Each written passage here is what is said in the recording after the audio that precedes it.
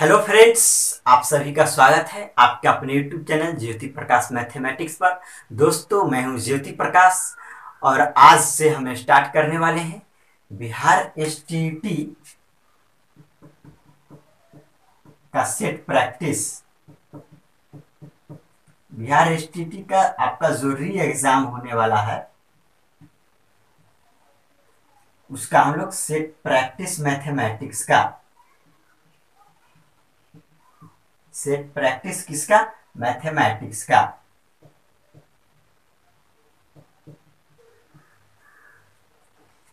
तो सबसे पहले हम बता दें, हमारा दो बैचेज चल रहा है। एक मॉर्निंग में 10 बजे चल रहा है और दूसरा जो अभी आप लोग कर रहे हैं, अभी जो वीडियो में देख रहे हैं, ये 4 PM का बैच है। तो ये मॉर्निंग का जो बैच है आपका, इसमें हम लोग टॉपिक वाइज यानी कि चैप्टर वाइज आपको हर चीज पढ़ा रहे हैं। ये टॉपिक वाइज चल रहा है और इसमें सेट प्रैक्टिस, अभी जो आपका सेट प्रैक्टिस होगा,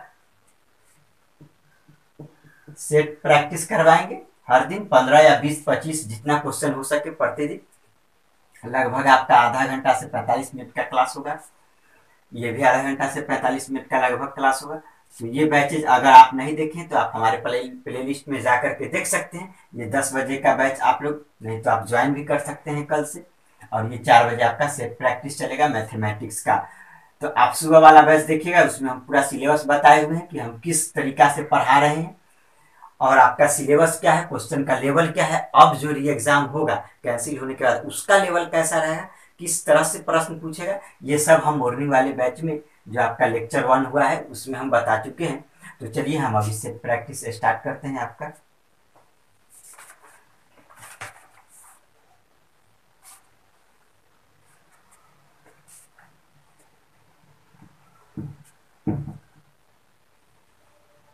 सेट प्रैक्टिस उन लोगों के लिए है जो लोग पढ़े हुए हैं, और मॉर्निंग का जो 10 बजे वाला बैच है वो उन लोगों के लिए है जो कुछ भी नहीं जान रहे हैं मैथमेटिक्स में, उनके लिए है जो एकदम बेसिक से पढ़ेंगे। तो चलिए हम देखते हैं हमारा पहला प्रश्न क्या है। पहला प्रश्न है, आपको इधर स्क्रीन पे डिस्प्ले कर दिया जाएगा, आप इधर देख सकते हैं प्रश्न। पहला प्रश्न है, इनमें से कौन एक अपरिमेय संख्या है? तो पहला प्रश्न है हमारा, इनमें से कौन एक अपरिमेय संख्या है? 4 ऑप्शन दिया गया है। 3.14, दूसरा है 3 पॉइंट यानी 3.14 पे रेकरिंग है, तीसरा है 3.1 केवल 4 पे रेकरिंग है, और चौथा है 3.114114 इसी तरह गया है। तो सबसे पहले हम जानते हैं, क्योंकि हम ये सेट प्रैक्टिस है तो ये फुल एक्सप्लेन के साथ, यानी इसका पूरा एक्सप्लेनेशन किया जाएगा प्रश्न का। ऐसे ही नहीं कि बस सेट प्रैक्टिस है तो एक का दो का भी करते चलेगा, वैसे नहीं होगा।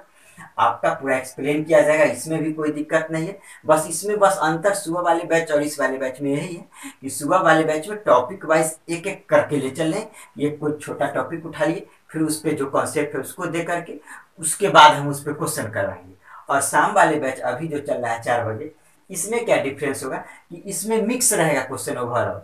हो सकता है कि कोई नंबर सिस्टम का क्वेश्चन हो तो अगला होगा, हो सकता है प्रश्न आपका त्रिकोणमिति का हो सकता है नेक्स्ट प्रश्न आपका जेब्रा का हो सकता है नेक्स्ट प्रश्न आपका कोऑर्डिनेट ज्योमेट्री का हो, मतलब कुछ भी ओवरऑल रहेगा। लेकिन उसमें भी क्या होगा कि जो भी प्रश्न आते जाएगा उस पर हम एक्सप्लेन करते चलेंगे कि ये कैसे हुआ, ऐसा नहीं कि केवल बताते जाएंगे। तो दोनों में एक्सप्लेनेशन उतना ही होगा, सुबह वाले बैच में और अभी वाले में। सुबह वाले में अंतर है कि अरेंज किया हुआ टॉपिक वाले। तो चलिए देखते हैं, इसमें बोल रहे हैं कौन अपरिमेय संख्या क्या है आपका, कौन अपरिमेय संख्या है यानी इरेशनल नंबर, और एक होता है परिमेय संख्या। परिमेय संख्या यानी p/q के रूप में लिखा जा सकता है। अपरिमेय संख्या जिसको p/q के रूप में नहीं लिखा जा सकता है उसको बोलते हैं अपरिमेय संख्या। तो इसको p/q के रूप में लिखा जा सकता है, तो लिखा जा सकता है क्योंकि ये क्या है, ये फिक्स वैल्यू है 3.14। इसको भी परिमेय संख्या के रूप में लिखा जा सकता है। अब इसको परिमेय संख्या के रूप में रेकरिंग वाला को कैसे लिखा जा सकता है? इसको बोलते हैं नॉन रेकरिंग, इसको बोलते हैं मिक्स्ड, सॉरी ये नॉन रेकरिंग हो गया, मतलब डेसिमल के बाद वाले पे रेकरिंग नहीं है। ये हो गया आपका प्योर रेकरिंग, मतलब कि डेसिमल के बाद वाले जो भी अंक है टोटल पे रेकरिंग। ये आपका हो गया मिक्स्ड रेकरिंग। मिक्स्ड रेकरिंग मतलब डेसिमल के बाद कुछ भाग पे रेकरिंग है और कुछ पे नहीं है, तो इसको बोलते हैं मिक्स्ड रेकरिंग, इसको बोलते हैं प्योर रेकरिंग, इसको बोलते हैं नॉन रेकरिंग। तो अब इसको तो आप जानते हैं नॉन रेकरिंग वाले को पी बटा क्यू के रूप में लिखना, और इसको कैसे लिखेंगे पी बटा क्यू के रूप में, इसको कैसे लिखेंगे, तो अभी जब चूंकि एक एक करके बताएंगे तो टाइम थोड़ा ज्यादा लगेगा, तो इसीलिए हम इस तरीका का जो भी प्रश्न है ये सबको हम सुबह वाले बैच में, जो आपका 10 बजे वाला बैच है जिसमें टॉपिक वाइज लेकर चल रहे हैं, तो उसमें हम बताएंगे पूरा, क्योंकि आपका सिलेबस में ही ये पढ़ना है 9th के सिलेबस में, कि इसका पी बटा क्यू के रूप में, इसको पी बटा क्यू के रूप में, इसको पी बटा क्यू के रूप में किस तरीका से तेजी में लिखेंगे। तो वहाँ तो सुबह वाला आप क्लास कर सकते हैं, उसमें आप बहुत अच्छे से पढ़िएगा। तो इसमें हम देखते हैं, इसमें आपका बोला है कौन अपरिमेय संख्या है, तो अपरिमेय संख्या यानी कि इसको पी बटा क्यू के रूप में लिखा जा सकता है, इसको भी लिखा जा सकता है, इसको भी लिखा जा सकता है, यानी कि ये तीनों आपका परिमेय संख्या है, और ये चौथा आपका अपरिमेय संख्या होगा। इसको पी बटा क्यू के रूप में नहीं लिखा जा सकता है, इसलिए नहीं लिखा जा सकता है क्योंकि यहाँ पे एक पैटर्न तो बन रहा है। जैसे देखिए ये 1 4 1 1 4 1 1 1 4, ये एक पैटर्न बन रहा है कि पहले 1 एक बार है तब 4 है, फिर 1 2 बार है तब 4 है, फिर 1 3 बार है तब 4 है, फिर नेक्स्ट क्या होगा 1 4 बार होगा फिर 4 होगा, 1 5 बार होगा तब 4 होगा। इस तरह एक पैटर्न बन रहा है, लेकिन कोई रिपीट पैटर्न नहीं बन रहा है जो कि हम बोल सके कि हाँ ये संख्या रिपीट हो रहा है, या ये बोल सके हाँ ये संख्या फिर से रिपीट हो रहा है। ये कोई रिपीट नहीं हो रहा है, अगर रिपीट होता तभी तो हम उसको रेकरिंग के रूप में लिख सकते थे, तो वैसा कुछ पैटर्न नहीं बन रहा है, तो इसीलिए ये हमारा अपरिमेय संख्या होगा। और इस सबको पी बटा क्यू के रूप में कैसे लिखा जाएगा, ये जानने के लिए आप मॉर्निंग वाला बैच कीजिए, उसमें चूंकि हम छोटा छोटा टॉपिक वाइज लेकर के चल रहे हैं। चलिए दूसरा प्रश्न है हमारा, किसी दो परिमेय संख्या के बीच, किसी दो परिमेय संख्या के बीच कोई दो परिमेय संख्या दिया हुआ पी बटे क्यू के रूप में और 4 ऑप्शन दिया हुआ है, कोई परिमेय संख्या नहीं होती। 4 ऑप्शन है, पहला ए में है आपका कोई परिमेय संख्या नहीं होती, ये गलत है क्योंकि परिमेय संख्या अनंत परिमेय संख्या होती है। कोई भी दो परिमेय संख्या के बीच में अनंत परिमेय संख्या होती है। केवल एक परिमेय संख्या होती है, ये भी गलत होगा। सी में बहुत परिमेय संख्या होती है, बात सही है, यही सही है, क्योंकि कोई भी दो परिमेय संख्या के बीच अनंत परिमेय संख्या होती है। ये एक नोट कर सकते हैं आप कि दो परिमेय संख्या के बीच में अनंत परिमेय संख्या होती है। ये वन लाइनर हो गया, इसको आप रख सकते हैं। तो चौथा तो ऑटोमेटिक रॉन्ग होगा, कोई अपरिमेय संख्या नहीं होती, ये गलत है। कोई भी दो परिमेय संख्या ले लीजिए 2/3 और ले लीजिए मान लीजिए कि कुछ भी ले लीजिए 3/4 ही ले लीजिए, ये दोनों के बीच का, ये दोनों के बीच में अनंत परिमेय संख्या भी होगा और अनंत अपरिमेय संख्या भी होगा, दोनों अनंत होगा। तो इसीलिए आपका क्या हो जाएगा, ऑप्शन नंबर सी। अब देखते हैं हमारा नेक्स्ट प्रश्न क्या।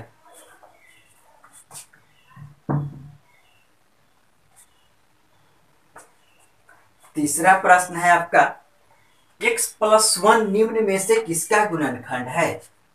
तीसरा प्रश्न है, x + 1 निम्न में से किसका गुणनखंड है। 4 ऑप्शन दिया गया है, तो एस गुणनखंड मतलब कि फैक्टर, यानी कि 4 ऑप्शन है ए बी सी डी, तो कहने का मतलब हो गया कि इस चारों में से x + 1 से किस संख्या में भाग देंगे कि पूरा पूरा कट जाएगा।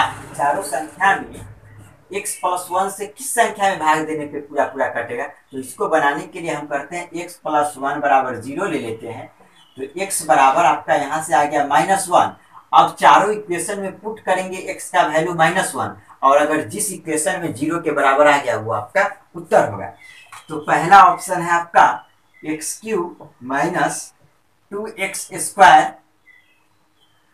+ x + 2, तो इसमें हम -1 रखेंगे, तो इसमें अगर हम -1 रखते हैं तो ये -1 का क्यों आ जाएगा -1, ये -1 का स्क्वायर रखेंगे तो ये +1 में 2 से गुना होगा तो ये -2, ये उसके बाद फिर आपका प्लस एक्स, एक्स का वैल्यू -1 यानी -1 प्लस 2। अब देखिए ये कट गया, ये माइनस माइनस यानी -2, यानी कि ये आपका उत्तर नहीं होगा, क्योंकि ये -2 जीरो के बराबर आना चाहिए था।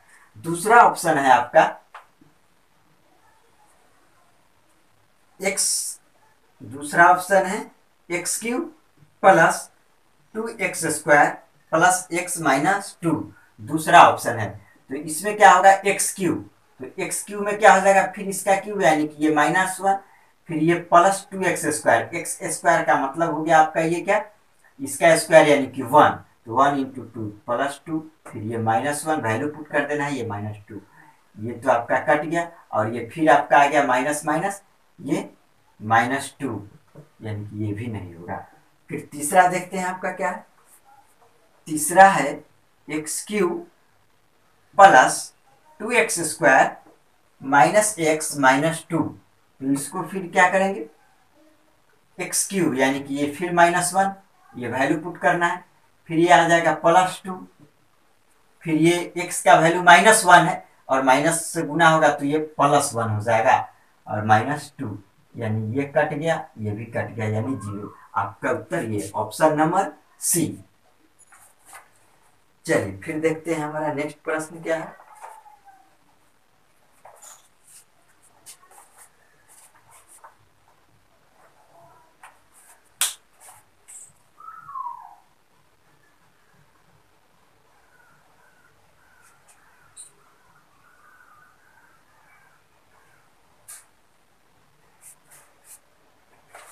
नेक्स्ट प्रश्न है आपका 4 नंबर, इसका फैक्टर निकालना है कि किसके बराबर है, यानी कि दोनों का मल्टीपल किसके बराबर है। 4x² प्लस 4x माइनस 3 बोल रहा है कि ये निम्न में से किसके बराबर है। तो हम लोग ठीक है ना फैक्टर इसका करते हैं, इसको क्या लिख सकते हैं, ये 4x² प्लस, अब देखिए ये इसमें गुना हो जाएगा तो ये हो जाता है कितना 4 या 12 यानी कि -12, तो यानी कि ये -12 हो जाएगा, 4 से गुना होगा तो इसको ऐसे दो भागों में ब्रेक करना है ताकि गुना करने पर ये -12 आना चाहिए और जोड़ने और घटाने पर ये आपका 4 आना चाहिए। तो हम इसको बोल सकते हैं 6 दूना 12, यानी कि बोल सकते हैं ये आपका आ जाएगा +6x माइनस 2x माइनस 3, ये कर सकते हैं इतना, क्योंकि देखिए ये 4 या 12 यानी कि ये दोनों को -12 आ जाएगा मल्टीप्लाई करने पर, और ये 6x में से 2x जाएगा तो आपका कितना आ जाएगा 4x आ जाएगा, तो ये सही है। तो अब कॉमन क्या लेंगे, इसमें से हम कॉमन ले सकते हैं 2x कॉमन लेंगे तो ये बनेगा आपका 2x, ये +3 बनेगा। इसमें से क्या कॉमन ले सकते हैं -1, तो -1 कॉमन लेंगे तो ये भी बनेगा 2x + 3। अब क्या हो जाएगा, ये अरेंज करेंगे तो ये 2x - 1, क्योंकि ये कॉमन ले लेंगे, इस टोटल में से कॉमन क्या लिया जा सकता है, इस टर्म में से, और ये दोनों टर्म में कॉमन क्या है 2x + 3, तो 2x + 3 कॉमन ले लेंगे तो आपका क्या बचेगा 2x - 1, 2x - 1 बचेगा। तो आपका ऑप्शन नंबर देखते हैं कौन, 2x - 1, ये 2x + 3 into 2x - 1, option number C आपका उत्तर होगा, ऑप्शन नंबर सी। चलिए नेक्स्ट प्रश्न देखते हैं हमारा क्या है।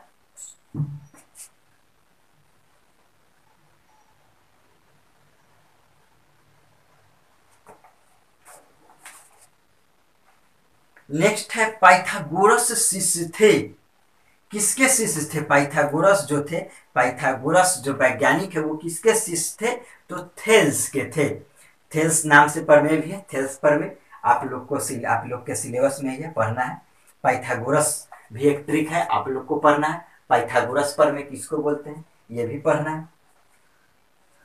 नेक्स्ट है आपका यूक्लिड, 6 नंबर क्वेश्चन है, यूक्लिड किस देश के, यूक्लिड सबसे पहले तो यूक्लिड किस टॉपिक से संबंधित है, तो यूक्लिड ज्योमेट्री से संबंधित है। यूक्लिड किस देश से संबंधित है, तो यूक्लिड जो है ग्रीस से संबंधित है। कौन से देश से, ग्रीस देश से संबंधित है। चलिए फिर नेक्स्ट क्वेश्चन देखते हैं, 7 नंबर आपका क्या, 7 नंबर है, यदि दो कोण एक दूसरे के अनुपूरक, यहाँ पे मिसप्रिंट है, गलती है, आप लोग सुधार कर लीजिएगा। इंग्लिश सही है, हिंदी गलत है। अनुपूरक के जगह लिखिएगा आप लोग पूरक के या कोटि पूरक बोल सकते हैं, या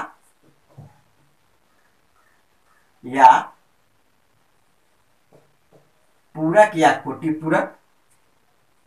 इंग्लिश सही है, कॉम्प्लीमेंट्री। इंग्लिश सही है, ये कॉम्प्लीमेंटरी इंग्लिश ये होता है, ये सही है।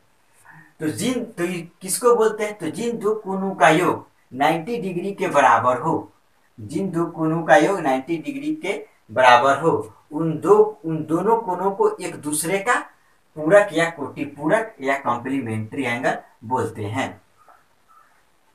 और सप्लीमेंट्री भी बता ही देते हैं इसमें। सप्लीमेंट्री क्या होता है? उसका हिंदी होता है रिजु पूरक। सप्लीमेंट्री का बता ही देते हैं, ये तो आपका ये प्रश्न पूछ रहा है। दूसरा होता है ये सप्लीमेंट्री, जिसमें दो कोणों का योग 180 डिग्री होता है।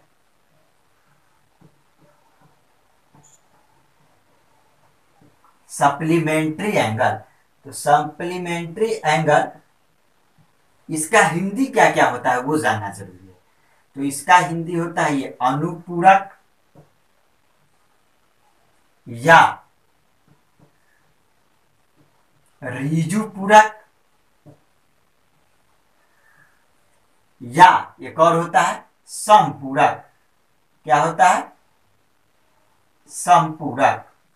ये तीन हिंदी होता है, या तो सप्लीमेंट्री एंगल बोलिए इंग्लिश में, या अनुपूरक बोलिए, या रिजु पूरक बोलिए, या समपूरक बोलिए। और कॉम्प्लीमेंट्री एंगल को हिंदी में बोलेंगे पूरक या कोटि पूरक। ये ध्यान रखिएगा नाम।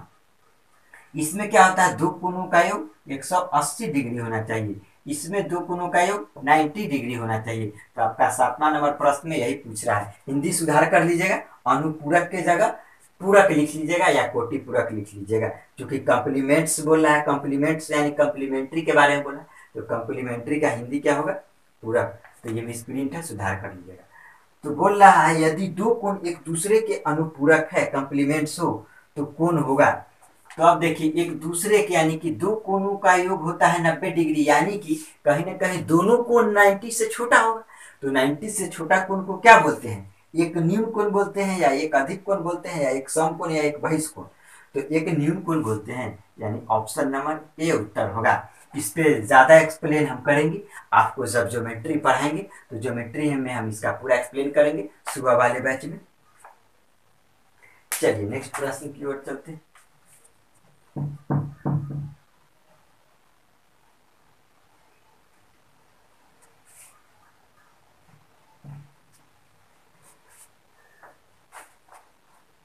एक कोण का मान 180 से बड़ा लेकिन 360 से छोटा हो, उस कोण को क्या बोलते हैं?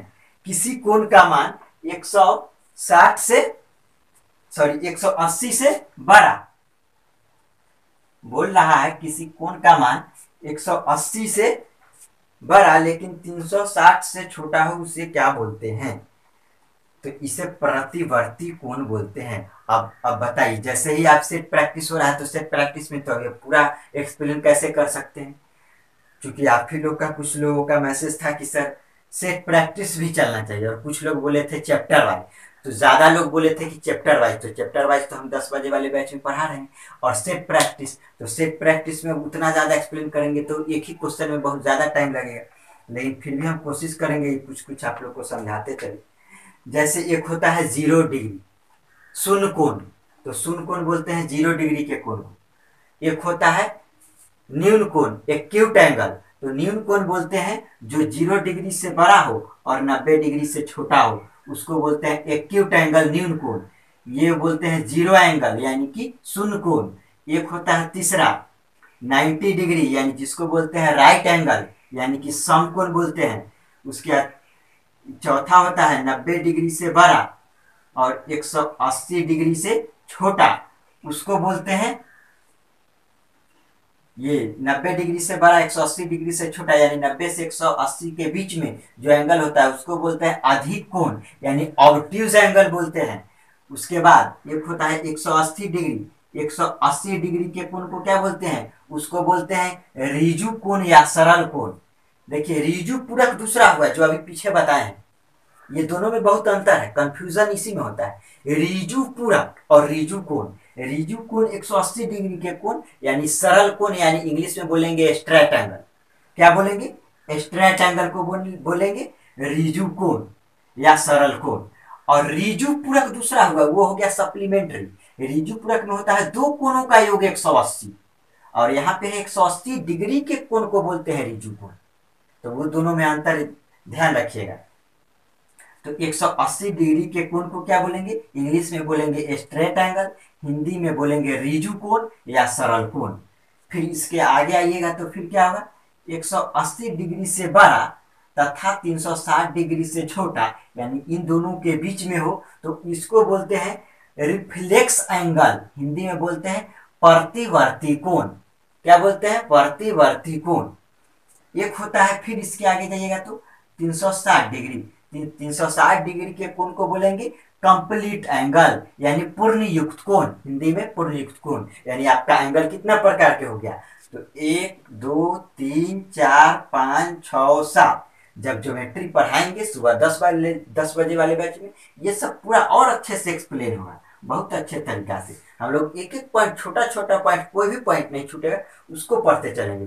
क्योंकि इसमें क्या होता है ना, बहुत से लोग जानते हैं इसके बारे में जाने, इसके बारे में, इसके बारे में नहीं जाने, लेकिन नहीं, एंगल के प्रकार में आपका ये भी आएगा शून्य कोण। अगर आपसे कोई पूछ दे कि एंगल कोण कितने प्रकार के होते हैं, ये प्रश्न है शायद 7 क्लास या 6 क्लास के जो बिहार बोर्ड का बुक है उसमें बीटीबीसी में हम देखे हैं कि कोण कितने प्रकार के हैं। 6 या 7 में ही है शायद, कंफर्म याद नहीं है, लेकिन देखे हैं। तो वहां पे हम जब, अब उससे अगर जो नहीं पढ़े हुए पूरा अच्छे से कंसेप्ट, एक एक कंसेप्ट नहीं क्लियर है, उसको अगर बोल दीजिए कि कोण कितने प्रकार के हैं, तो पूरा नॉलेज है ज्योमेट्री का, लेकिन नहीं बता पाएगा, क्योंकि छोड़ देगा कोई ना कोई, लेकिन नहीं, कोई नहीं छोड़ना है। ये हो गया इंग्लिश में जीरो एंगल, हिंदी में हो गया शून्य कोण।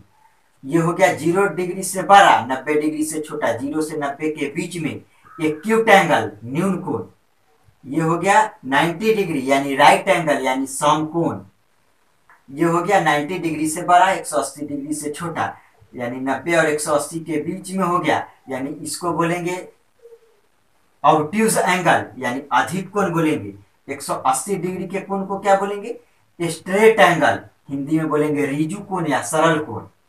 180 डिग्री से बड़ा तथा 360 डिग्री से छोटा, इसको बोलेंगे ये सॉरी पूर्ण नहीं, इसका इंग्लिश में रिफ्लेक्स एंगल बोलेंगे। तो रिफ्लेक्स एंगल का इसका दो हिंदी होता है, एक तो हो जाएगा आपका ये पूर्ववर्ती, और एक और शायद कुछ होता है, हम आपको बाद में पीडीएफ के माध्यम से बता देंगे। इसका भी दो हिंदी होता है। इंग्लिश में तो सही है कि रिफ्लेक्स एंगल, प्रतिवर्ती कोण, एक और कुछ हिंदी होता है। और इसका 360 डिग्री का, 360 डिग्री को बोलेंगे कंप्लीट एंगल, यानी ये पूरा कंप्लीट हो गया। तो कंप्लीट एंगल किसको बोलेंगे? हिंदी होता है संपूर्ण कोण, संपूर्ण कोण। तो चलिए इतना ही रहने देते हैं, मतलब इसका आगे अभी बता रहे हैं, तो इसको याद रखेंगे। इसमें बस कंफ्यूजन वाला जो वर्ड था ना, वो हम ये बताए थे इस वाले में। ऋजु पूरक और ऋजु कोण दोनों में ये डिफरेंस, दोनों में एक बार और थोड़ा सा बता दें, बहुत ज्यादा कंफ्यूजन होता है सब लोगों को। ये ऋजु पूरक और ये ऋजु कोण, ये हो गया ऋजु कोण, ये दोनों में बहुत अंतर हो गया। ऋजु कोण मतलब ये स्ट्रेट एंगल, और ऋजु पूरक मतलब सप्लीमेंट्री एंगल, यानी ऋजु पूरक बोलिए या अनुपूरक बोलिए या समपूरक बोलिए, जो पीछे बताए थे। जिन दो कोणों का योग 180 डिग्री के बराबर हो, जिन दो कोणों, कोई दो कोणों का योग 180 डिग्री के बराबर हो, उसको बोलते हैं ऋजु पूरक। और ऋजु कोण यानी कि 180 डिग्री के कोण को बोलते हैं ऋजु कोण या सरल कोण। चलिए नेक्स्ट बढ़ते हैं। जब ज्योमेट्री पढ़ाएंगे ना, तो हम इससे भी ज्यादा एक्सप्लेन करके बताएंगे, क्योंकि आप लोगों के लिए इसलिए इम्पोर्टेंट हो जाता है एक एक पॉइंट छोटा छोटा पढ़ना, क्योंकि रेलवे, एसएससी, बैंक का आप तैयारी नहीं कर रहे हैं कि आप केवल एग्जाम पास कर लिए उसके बाद इसका जरूरत ही नहीं है। आपको तो टीचर बनना है ना, तो टीचर बनना है तो हमेशा तो आपको पढ़ाना ही है, जब तक रिटायर नहीं हो जाइए। तो पढ़ाने के लिए तो नॉलेज चाहिए ना, और छोटा छोटा बेसिक नॉलेज यानी गहराई से जानकारी चाहिए। और चूंकि आप मैथ्स के स्पेशल टीचर बनिए तो मैथ्स का तो जानकार विद्वान कहिए जिसको पूरा। ऐसे तो अंत नहीं है गणित का, विद्वान नहीं बन सकते हैं, लेकिन फिर भी प्रयास तो जरूर करेंगे। चलिए, 9 नंबर प्रश्न है, ये भी आपका ये कोऑर्डिनेट ज्योमेट्री का आ गया। बिंदु P जो है, यानी P बिंदु क्या है, -5 और 3 किस चतुर्थांश यानी क्वाड्रेंट में है। तो किस चतुर्थांश में है, तो इसके लिए भी आप समझना जरूरी है कि इसमें होता है ये x, ये x डैश, ये y और ये y डैश। तो इधर क्या होता है, x इधर पॉजिटिव होता है, y पॉजिटिव, यानी फर्स्ट क्वाड्रेंट में दोनों पॉजिटिव पॉजिटिव x और y। इसमें क्या होता है, इधर x निगेटिव और y पॉजिटिव होता है। फिर इस वाले में क्या होता है, दोनों निगेटिव होता है x y। इसमें क्या होता है, x पॉजिटिव और y निगेटिव होता है। तो बोल रहा है कि ये P -5 और 3 यानी कि माइनस x माइनस है, ये x, इसको x से डिनोट करते हैं और इसको y से डिनोट करते हैं। तो x माइनस वाई प्लस कहाँ है, x माइनस और y प्लस कहाँ पे है, ये सेकेंड क्वाड्रेंट में है, यानी कि आपका द्वितीय चतुर्थांश होगा। फिर नेक्स्ट देखते हैं आपका 10 नंबर।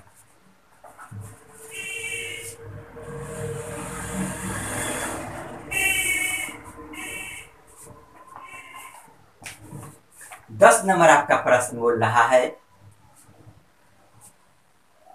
ट्रायंगल OPQ का क्षेत्रफल क्या होगा यदि OPQ का निर्देशांक दिया गया है। ट्रायंगल OPQ में O बिंदु ये 1 1, ये मान लेते हैं कि ये 1 है, ये 2 है, फिर इधर मान लेते हैं ये x हो गया, ये x डैश, ये y डैश। तो ये 1 हो गया, ये 2 मान लेते हैं, ये आपका हो गया 0, फिर ये हो गया -1, ये इधर हो गया -1। तो हम लोग बनाते हैं। तो ट्रायंगल OPQ का क्षेत्रफल क्या होगा, OPQ एक ट्रायंगल है, उसका एरिया पूछ रहा है। यदि O 0 0 पर हो, यानी कि O 0 0, तो 0 0 आपका कहाँ होगा, यहाँ पे O। फिर P बोल रहा है 1 0 पे हो, तो 1 0 यानी x होना चाहिए 1, x1 और y 0, यानी कि ये यहाँ पे होगा। तो एक भुजा ये बन गया। और Q बोल रहा है 0 1, यानी x 0 और y 1, यानी यहाँ पे, यानी कि ये ट्रायंगल बना आपका, ये ट्रायंगल बन गया, ये ट्रायंगल बन गया। तो ये ट्रायंगल बन गया, तो यहाँ पे क्या है, O है, यहाँ पे P है और यहाँ पे Q है, यही तो है OPQ। तो यानी कि आपसे पूछ रहा है कि इस ट्रायंगल OPQ का एरिया बताइए। तो एरिया निकाल, तो ये क्या बन गया, राइट एंगल ट्रायंगल। तो राइट एंगल ट्रायंगल यानी कि समकोण त्रिभुज में हम लोग एरिया निकालने के लिए जानते हैं 1/2 गुने आधार गुने ऊंचाई, जानते हैं ना। तो आधार यानी आधार इसको बोलेंगे, तो आधार यानी यहाँ से यहाँ तक कितना यूनिट का डिस्टेंस हो गया, 0 से 1, 1 यूनिट का डिस्टेंस।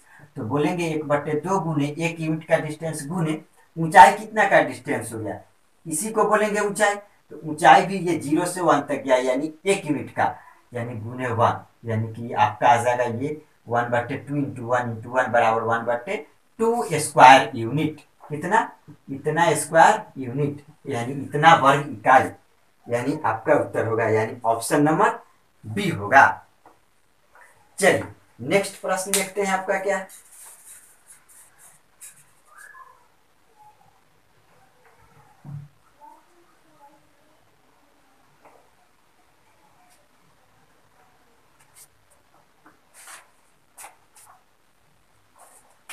नेक्स्ट प्रश्न 11 नंबर, ये भी कोऑर्डिनेट ज्योमेट्री का ही है। x बराबर 0 समीकरण है। तो x बराबर 0 क्या होता है, x बराबर 0 आपको बता दे।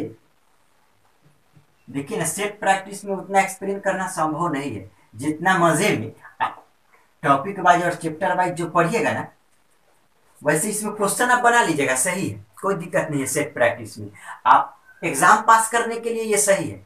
तो एग्जाम भी पास करना जरूरी है, इसीलिए सेट प्रैक्टिस भी जरूरी है। एग्जाम पास करने के पॉइंट ऑफ व्यू से ये सेट प्रैक्टिस सही है, लेकिन जब नॉलेज की बात आती है दूसरों को पढ़ाने के लिए, तब आपको चैप्टर वाइज जो हम कंसेप्ट देंगे उसको ज़्यादा आप लोग प्रेफरेंस दीजिए। तो x बराबर 0, यानी x 0 कहाँ पे होगा, तो यहाँ तो x 0 और y 0 दोनों होता है। तो x बराबर 0 का जो ग्राफ होगा वो y एक्सिस होगा। x बराबर 0 का ग्राफ y एक्सिस होगा। ये हम आगे बताएंगे एक्सप्लेन करके अच्छे से, जब चैप्टर पढ़ाते हैं सुबह वाली बैच में, जब कोऑर्डिनेट शुरू होगा तो उसमें क्या क्या बताएंगे, उसमें क्या बताएंगे सो बताते हैं आपको।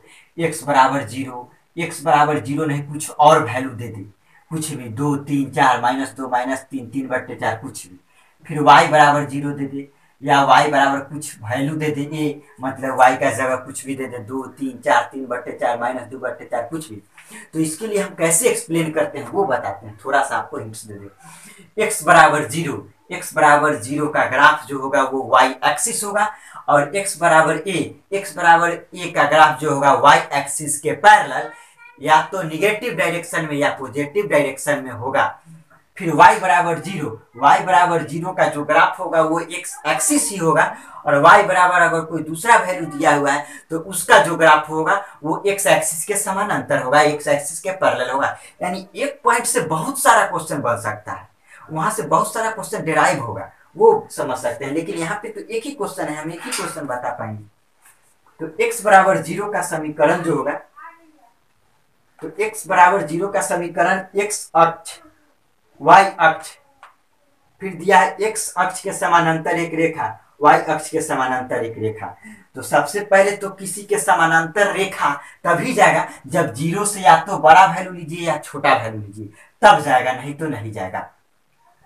अब आइए दोनों, अब तो यानी सी और डी नहीं होगा, x अक्ष और y अक्ष।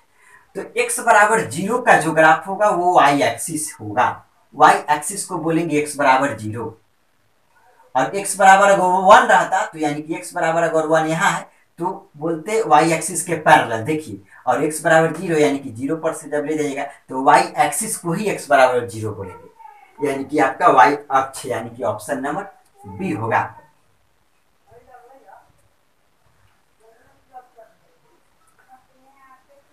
चलिए आपका 12 नंबर क्वेश्चन देखते हैं।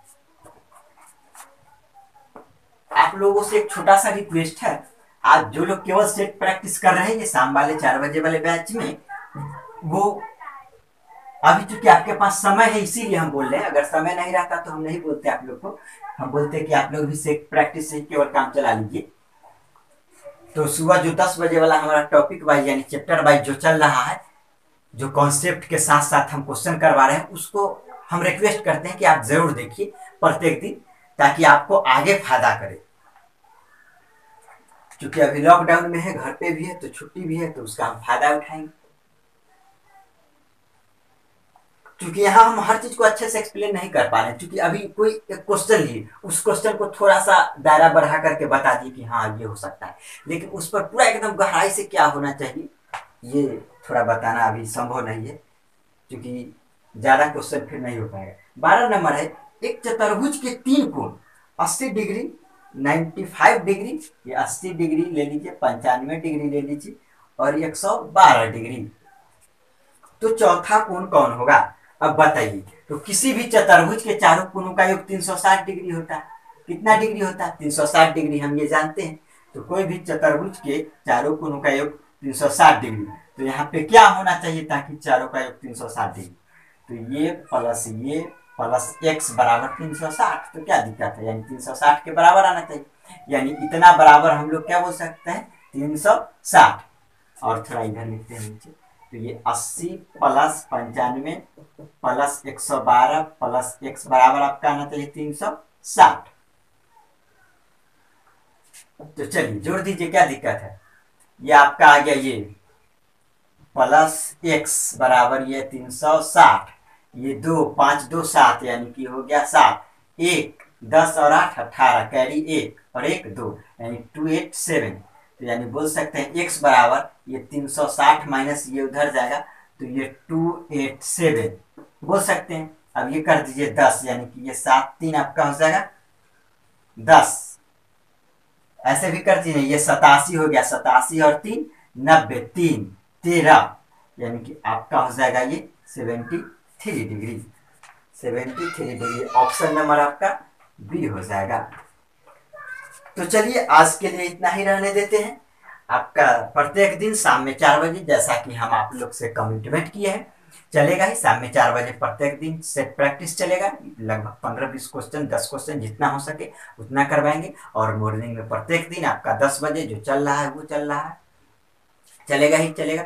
अगर आप इस चैनल पे नए हैं तो चैनल को सब्सक्राइब कर लीजिए, और अगर आपने चैनल को सब्सक्राइब कर लिया है तो आप बेल आइकन ऑन कर लीजिए। इससे क्या होगा कि जब भी हम कभी नया वीडियो अपलोड करेंगे या जब भी हम कभी लाइव आएंगे पढ़ाने के लिए, तो सबसे पहले आपको नोटिफिकेशन जाएगा।